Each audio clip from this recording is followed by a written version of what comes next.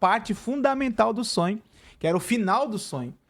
Ele não pegou o processo. Então, por isso que ele deixou a soberba entrar. Você pode ver que ele fica um pouco soberbo, que ele usa expressões na mesa. Sonhos. E eu explico em cima desses sonhos, né? O seminário é em cima desses sonhos. Fala, olha, gente, José recebeu um grande sonho, mas ele não tinha maturidade para discernir o que esse sonho significava. Ele pegou só a parte fundamental do sonho, que era o final do sonho. Ele não pegou o processo. Então, por isso que ele deixou a soberba entrar. Você pode ver que ele fica um pouco soberbo, que ele usa expressões na mesa que revela a soberba do coração dele. Aí, eu tô falando, isso aqui foi é só a chave do anjo para você ver os negócios desses. Quer ver? Olha só.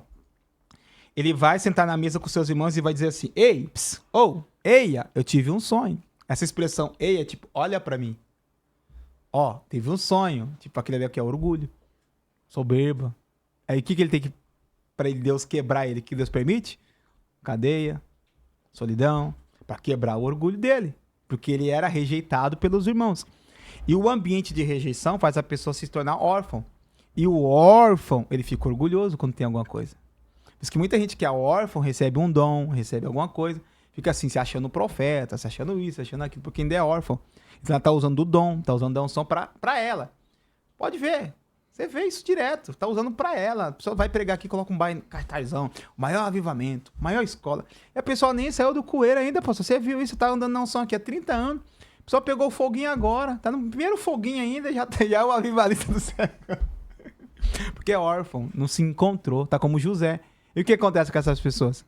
A igreja exclui, a igreja não abre porta. Porque é o José ainda gritando, eia. Mas o que ele vê no sonho, pastor? Primeiro sonho. Feixes de trigo, ele estava numa colheita, aí ele e os irmãos deles estavam o quê?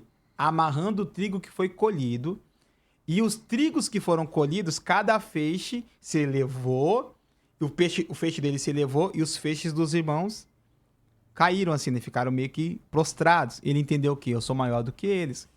Aí depois ele teve um outro sonho, falou, ei, tive um outro sonho. Eu vi o sol e a lua, e 11 estrelas, né? E as estrelas que se prostravam diante de mim. Aí até o pai dele fala assim, mas peraí, eu e sua mãe vai se prostrar diante de você? Que negócio é esse, menino? O que está acontecendo? O que acontece nesse sonho? O trigo, ele é uma planta. E toda planta tem um processo até chegar o tempo da colheita. Ele ignorou a parte que ele ia ser o líder.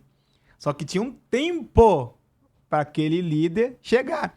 O sol e a lua, eles foram datados para quem em Gênesis capítulo 1? Tempos, eras e estações. Ele não entendeu que o sol significa o tempo do dia, a lua o tempo da noite e as estrelas os anos. Que é demorar um pouco de tempo para chegar naquele lugar, porque esse sonho significava isso no final, que ia ter um tempo, ia ter que esperar, que ele era realmente o próximo, que ele ia ser o patriarca e tal. Mas o que ele fez? Ele pegou aquele sonho e tentou acelerar aquele sonho. Foi aí que ele se perdeu. Você tem que ter um sonho de Deus e discernir. Peraí, por que esse contexto? Por que o trigo? Por que o sol? Por que a lua? Por que as estrelas? Aí na palavra ela já vai revelar para você, como Deus disse, os luminares do dia para iluminar a noite, os luminares da noite, iluminar da noite para governar o dia, e as estrelas para contar os tempos e as estações. Com certeza o pessoal pergunta sobre sonhos para você. O tempo todo. O tempo todo. E todo sonho você tem interpretação? Você tem algum que fala assim, isso aí não... A grande maioria, mas às vezes eu falo assim, irmão, vai orar. Porque assim, eu não acredito que Deus vai dar algo para alguém que o próprio Deus não possa falar para a pessoa, pelo menos o mínimo do mínimo, né? Porque hoje o Espírito Santo, pastor, ele está sobre todos nós.